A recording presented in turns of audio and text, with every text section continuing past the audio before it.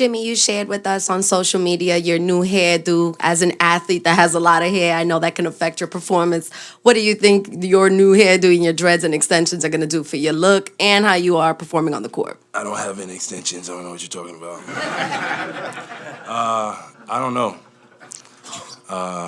It's still up to debate if I'm going to keep my hair like this or not. They're not extensions. So, who knows?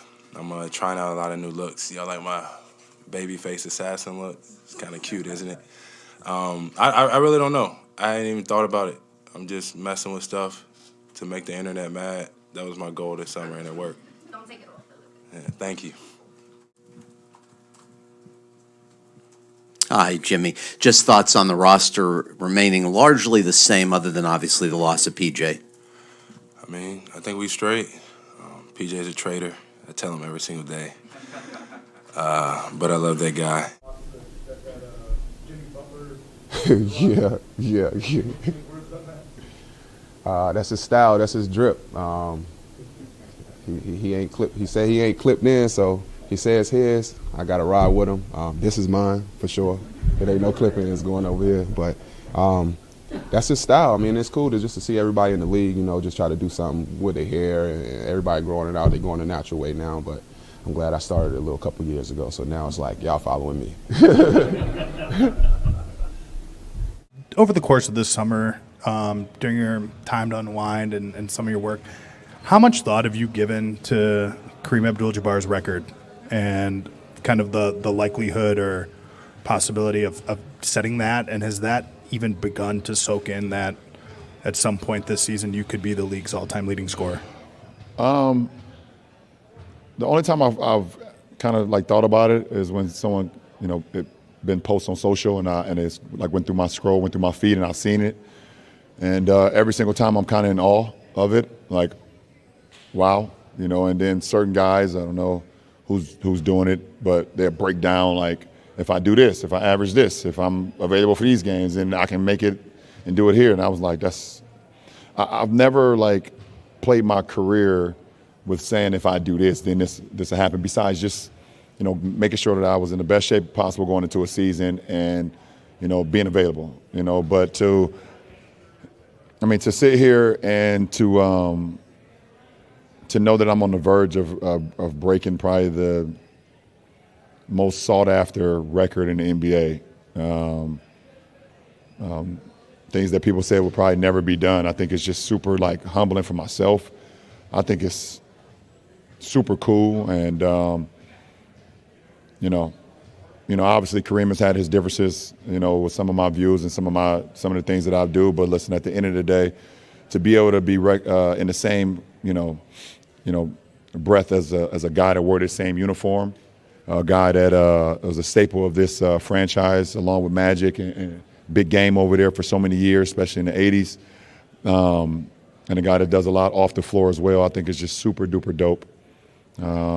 For myself to be even in that conversation, anytime my name is, mentioned with the greats, if it's, obviously, Wilt or MJ or now Kareem or whatever the case may be, it's just super humbling. You guys always see me use my hashtag, the kid from Akron, and those are the moments where I really think about that kid from Akron, of walking those streets and, either playing basketball where I actually had a basketball in the hoop, or actually just walking around and air dribbling and shooting into an invisible hoop, and counting 5, 4, 3, 2, 1, and making game-winning shots. So when it get here, I'm not going to put too much pressure on it throughout the season. But I think it's a pretty historical moment when it gets here, and as long as my family and friends are all there, that's the most important for me. Marla Ridenour, Akron Beacon Journal. Yeah, Darius, when you were talking about your workout with Donovan, so when you saw the tweet or heard the news, did you scream? What did you do? I was actually working out as well. So I'm getting texts during the workout, and everybody's just saying, call me. So after my workout, I call, and Kobe actually calls me. He was like, we got something coming in Cleveland. I'm like, what are you talking about? So he was like, we just got Donovan Mitchell. in a trade. So, I mean, I'm just running around the gym. I'm happy. I'm screaming in the gym. And he was like, you can't tell anyone yet because it's a couple minutes before it came out. So I had to calm down. I had to just go get my towel, wipe my face off, and just try to act super normal. But deep down inside, I was super happy. I was excited for the trade. The idea of playing with DeJounte kind of start to excite you, and what are you looking forward to most about teaming up with him? It was exciting to me as soon as I heard it was a possibility. Just knowing his game and what he brings to a team. It's hard to really point out what he's great at, but he's good at everything, like defense, scoring, passing, really rebounding, playmaking. He's really good at everything. So just having somebody, who's just as a competitor as I am in the backcourt with you, it's gonna be fun. I can't wait to start playing. Hey Tyrese, were you ever able to find some good soul food in Atlanta? Yeah, for sure. I've definitely found some good soul food. It's kind of what I've been eating a lot of. I don't really eat meat. I'm a pescatarian, so eat a lot of soul food, and the soul food in Atlanta is definitely better than where I was in Connecticut, for sure. Darius Josh from CBS 58. Good to see you, Drew. Want to ask you about one of the other few new faces on the team, Joe Ingles. Kind of what do you feel like he can bring to the club once he actually is able to get out on the court? Joe is one of the ones that you hate to play against. Like, he's an asshole playing against him. I'm not even going to lie to you. Playing against him is the worst because he's physical. He's kind of dirty, and he talks trash, boy. But now that he's on my team, I'm happy. So getting him back, getting him healthy, what he brings to our team and what he brings to the game, I love. During that series against the Celtics made it like a real priority to run you off the line, make sure even on like the fake single dribble, they were still running you off. Is that something you kind of thought about? I'm ready now. Yeah, I worked on my game a lot this summer. That series was like what I needed to. I don't know when your team found out Greece wouldn't have Giannis in that game. So I'm curious, did you game plan, and what was that sort of like to be on the other side of it of game planning for him? It was funny. I wanted to guard him, or me, or one of my the teammates, Toko. We prepared for him. I'm not gonna say what we did. It's like a secret, but we were looking forward to it. Like, it's so funny how big Giannis is in Europe. So we found out he's not playing. Everybody's upset in the locker room. We're like, oh my God, Giannis is not playing. So after the game, so we make this line to shake hands, and I see my teammates shaking hand of Giannis and going back in the line. I'm like, what are you doing? He said, I got to shake his hand twice. He's unbelievable. I'm like, what? So it's just, but yeah, wish Giannis played. He didn't, but if he did, I'd guard him. I actually texted Grayson. I obviously knew Grayson from Utah and made a bit of a joke about, like, I only came to Milwaukee to take number 7 from you.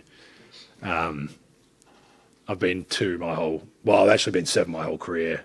7's retired in Utah, so I took 2 because of a friend, Jared Rufford, who plays AFL, was number 2. And then 2's retired here, so it was a bit of a joke. And then the next morning we were texting, and he was kind of like, I don't really care that much about my number, so kind of like you can have it if you want. And I was like, really? Because I will take it. I'm more than happy to. But as we all know, the things that happen to get numbers around here, so I will look after him. I'm not going to give him money, but I will get him a little gift I'll get my wife to, because she's way better at buying presents. But and he just got married, so we'll get him a little something. Do I believe that I'm one of the best players in the league, and the way I help my team be great and win games, it's efficient and effective? Yeah, I do believe. I'm mature enough, I'm old enough to understand that. Do I believe I'm the best player in the world? No. I think the best player in the world is the person that is the last one standing.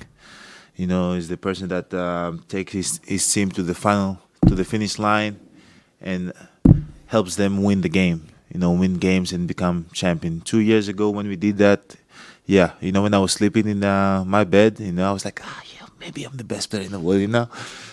But now, no. In my opinion, the way I view it, the winner is the best. The guy that wins is the best. When we play a game of ping pong, when I go in my house and I play against my brothers, when I win and I play against the Nazis, coaches and Alex, and then my mom and Mariah, and I win, I'm the best. Yeah, if Costas played really good, a great series, but he didn't win, how can he be the best when I won?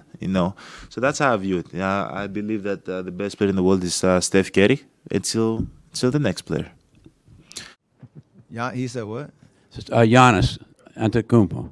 He said that you're the best. I was like, thought you were making that up. Oh, no. No, he didn't. I guess they had their media day too, and he offered that. Got you. Well, I don't know. What was the question? Sorry. Thanks for telling me that. Thank you, Yeah, Giannis. you get motivation if people are talking bad about you and putting you down and stuff like this. Is maybe too much the opposite way. People would be too nice. Nah, I don't know if it was gamesmanship to set the table for. I would say the same thing when you're facing the champions. Like that's part of like the nature of the league. We all want to win, the championship. And when you look at the team, that's the last team standing, and who was playing the best. I was thinking the same thing about him last year. Coming off their run. So I appreciate the compliment. It's not going to soften me up to get complacent at all. We're in California, so why not have the pool party, right? Yeah, last one on the pool parties. You mentioned in the summer during the parade, pool parties are summer. What makes a good pool party? Music, vibes, any swim attire, and some water. You'll be all right. Dance parties on the boat looked pretty I mean, pretty fun on Instagram. If you're in the Italian Riviera, who's not dancing, It's true. It's a good point. It's magical. Magical waters. Is that specific chip on the shoulder still there, moving to a 5th championship, or does that have to morph a little bit now? I don't think it's the same chip. I'd be lying to you if I told you it was, but there are chips. There are chips. And there's no shortage of chips. I can tell you that. So, it may not be quite, oh, man, people don't think we can do it again, as like that opinion is like as far from relevant as it can possibly be. So whoever has that opinion should probably just shut up because it's just not a bright one. However, there are chips. They're good ones. So there's no shortage of chips. Hi, you're one of the veterans on the team now. So how does that change the way you approach the new season? Yeah, it's a lot different because I'm not one of the younger ones anymore. Hey, man, I'm 25, man. Kyrie, right here in the middle. You said you've used this summer to get to know people that you're going to be taking this journey with. What have you learned from Ben Simmons, and how do you think that his style fits with this team? It's not too often that you get a chance to see a 6'10" guy do the things that he does, and we can talk about the intangibles, we can talk about all his strengths.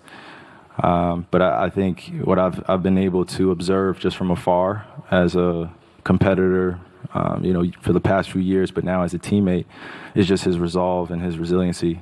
He wants it. Whatever greatness looks like for him, he wants it. And when you're around other great people and you're in a great environment where you can be supported when you're going through your ups and your downs, I think that that can help ease the journey. I mean, it's a lot of feelings, where you represent your country, you basically give up your summer to play for your country, I really respect everybody that does that. It's really hard, at some point, you have to go to practice, but you want to be on a beach somewhere. But I always enjoy every moment playing for my national team. CJ, you mentioned getting here only having 26 games, and now you'll have time to learn the offense. How much of the offense did you actually know last year in the playoffs? Now that it's over, I can tell you. Just put it like this. I work really hard on knowing plays, and I like to think that I'm pretty smart. So I had the same playbook with variations for 8-9 years. So I knew 1 through 5 like before I got here. I got here, I landed at midnight. I played the game at 6 p.m. So you can imagine I didn't know a lot of plays at that point. I knew 2 out-of-bounds plays and 2 offensive plays. As the season progressed, I learned a lot of the plays, but there was a couple times in the playoffs where Willie would call a play, and I'll be breaking the ball up, and I'll be like, I don't know what that is. And I would look at Larry, and he'd be like, I don't know either. So, I mean, it was trial and error. We learned on the fly, and I did my best. We asked Griff about CJ's extension, and he said, hey, CJ said he wants to be here. Boy got a lot of money, don't he? Yeah. Think about him pick up a tab, but he said, pick up a couple tabs. Maybe more smoothies, going from a bench role to a starting role, being that I am the smoothie king. It's probably the main difference. Last thing, I am Iron Man. I guard everybody, so. Exactly. Yeah, I mean, Yep. nothing changes for me. I'm going to work again. Coach, who you want me to get? You want me to get LeBron today? Yeah, go ahead, get him, Pat. You know, Pat, who you want? You want KD? Yeah, I want him. All right, there you go, Pat. You know, so like, yeah, it don't change for me. It's just, you know, I'm a blue collar guy. Coach, tell me what you need to be done, I'll do it. You know, I'm that guy. So. For you, what was the most enjoyable thing you did this summer that was not basketball related? Most enjoyable thing. I don't know. Probably Was just. that good or? Yeah, I had a good summer, but the most enjoyable thing, I don't know. I guess reading a book. What Something. book? I have no book I read. I don't know. I'll say going up for a walk. Gone on nice walks. Yeah, with good views, watch the sunset, stuff like that. Sounds like a good time. It was fun. And then I think Bill Russell, what he stood for in his organization, but this league, meant a lot. So to be, commemorated in an appropriate light is just fitting for somebody like him. He was a historical figure. He elevated the game of sports, and now he, used his platform to bring equality and light to a lot of situations that people were being closed-minded to. And he wasn't celebrated for it. Let's not forget that. We celebrate him now, but during that time, if you check out his book or talk to him, which I've been able to do, people gave him a really hard time. And I think we forget that. And in that social climate that was going on during that time. So for him to be able to stand above that and be able to speak on his platform and bring a lot of light to situations, we commemorate him. Rest in peace. Garrett, your father, College Temple, right? First African American to play basketball at LSU. We have the number 6 representing Bill Russell on your jersey. Tell me something that can connect those two. Man, it's crazy you asking. I'm getting chills. My dad, first year he played with the Spurs in 1974, and then he was trying to make a team in 1975, and that team was the Seattle Supersonics, who Bill Russell coached. And Bill coached him for a couple of months, wanted him to stay in Seattle so they could make a trade and keep him on the team. But my grandfather, College Temple Sr., told him, come on down here, come on down back to Kentwood, Louisiana. You all right, you need to go ahead and hang it up. So my dad has kept in touch with him, had kept in touch with him over the years, and just spoke to how graceful of a person he was.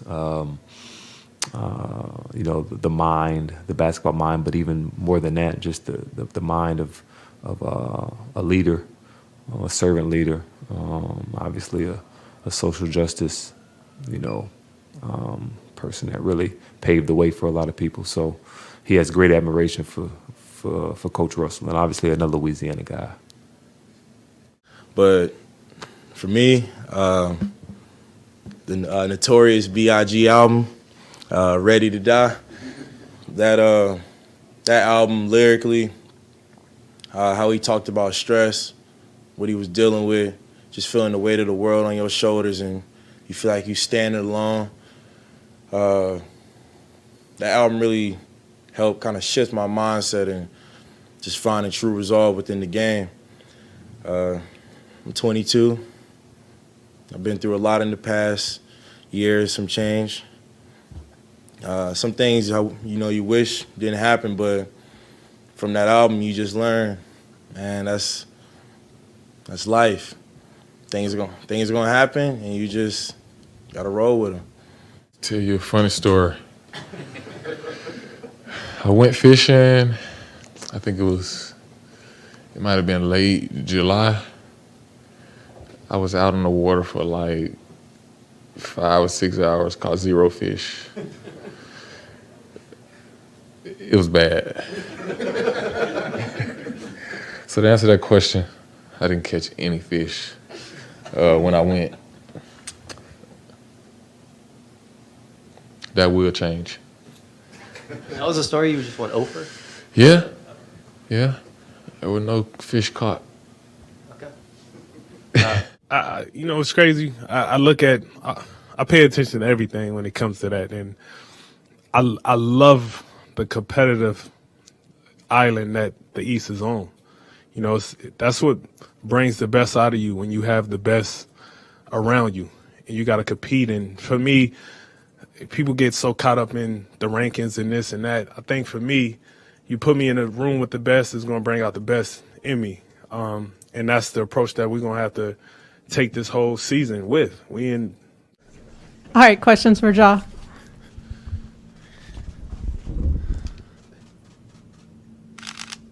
Creek.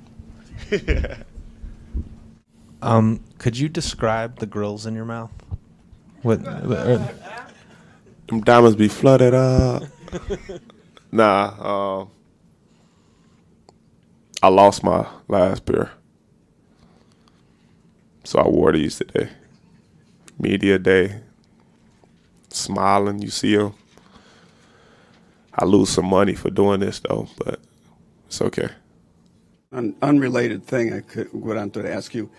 You're kind of famous in Chicago from when Derrick Rose dunked on you in 2011. Yes, this is my nightmare. And the funny thing, this was the only dunk that somebody dunked on me in my whole NBA career. And, but we didn't have a chance to ask you, so I wanted to ask you about that moment. No, it's it's fine. I even talked to Derrick. We were together in Zagreb and we had a Adidas campaign, and I came to him. I said, "You had to do it to do it like that." But I was young. It was when was that? 2010, 11. So I was 9. I think so. Yeah, it was my second year in the league. First year I didn't play much. So my second year I started to play a little bit. So I had to go for that play. Of course, if I know now, I would never go. But it is what it is. At least I'm on TV all the time. So Thank you. Thank you. Thank you, guys. Are you aware of the only tweet that Brad Stevens has ever liked in the history of him being on Twitter? Are you aware? I have been made aware, yes. Yeah, I've had some texts that came through about that. Yeah, we got it live. There it is. Yeah, I believe this is what the kids refer to as getting in your bag. Yeah, that doesn't happen a ton during NBA games for me, but open gyms are different. Don't sell yourself short. Yeah, we might see it. Yeah, you never know. Yeah, those. What was your reaction when you started getting this into your text threads? I honestly just Look laughing. At this killer crossover. It's like Allen Iverson out there. That's what a lot of people say. People ask player comps all the time, and they're like, "Oh, is it Matt Bonner?" And I'm like, "No, it's Allen Iverson." I say the same thing about Luke Cornett. And honestly, after seeing that, I think Brad says the same thing. Yeah, I think we're going to retool our entire offense built around, kind of just getting me the ball in the open court. This expect to see that game one. We shouldn't have said it, or else now it doesn't matter. They're not going to be able to stop you anyway. No, this is why Weird Celtics Twitter loves Luke Cornett. Yeah. Always good for a good soundbite and having fun. Ball, Green Cornet or Unicornet? Which nickname? Oh boy. I will and this go, is going to be set in stone after you answer this question. That's the worst thing that could happen. Yeah, see, I think just because the Celtics, I think I have to go with the. See, the problem with Green Cornet is that it's like, because to be Hornet is Cornet, but it's like Cornet. And so I'm going to go with Unicornet. Just because. Okay. Even though I want to say I love. Yeah, but it's more appropriate for Green. See, but the Cornet thing is just But I'm okay You with sound it. I want to say I'm okay with extremely it. indecisive right now. I'm phlegmatic, as my wife will tell you, and so indecision can be an issue. Oh, God bless her. I shouldn't have said that. All right. Yeah, you know, whatever you guys prefer. But I'll do Green Cornet because it definitely makes the most sense with the Celtics and being that. And I think it is a better it's a fun, creative nickname. It's a done deal. Yeah, I was going to say, if you couldn't figure it out, we could do a Twitter poll or something for you. Let the people decide. That's always, I think we big know democracy where that's guy. So yeah. All right, Luke Cornett, we appreciate the time, man. Good luck this season. We're looking forward to it. Thank you. It's good lighting in here, but no, I lifted this summer too at times, so.